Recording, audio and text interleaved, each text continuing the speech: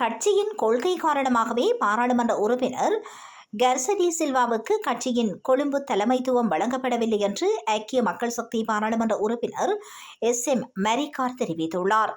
ஊடகங்களுக்குரையாற்றிய பாராளுமன்ற உறுப்பினர் மரிக்கார், நியமனத்திற்கு எதிராக பரிந்துரைகள் வழங்கப்பட்டதால் இதற்கு முன்னர் அவர் இதேபோன்று பதவியை இழந்ததாகவும் அதன் பிறகு கட்சித் தலைவர் அந்த பதவியை ஏற்றுக்கொண்டதாகவும் தெரிவித்தார்.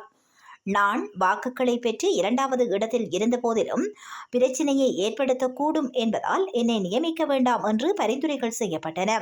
பின்னர் கட்சித் தலைவர் அந்த பதவியை ஏற்க அறிவுறுத்தப்பட்டது என்றும் அவர் விளக்கினார்.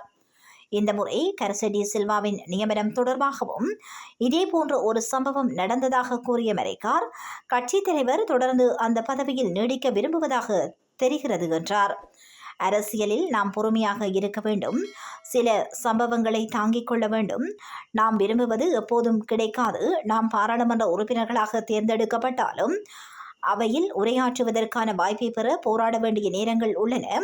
இவை பொதுவான நிகழ்வுகள் என்று அவர் மேலும் தெரிவித்தார்.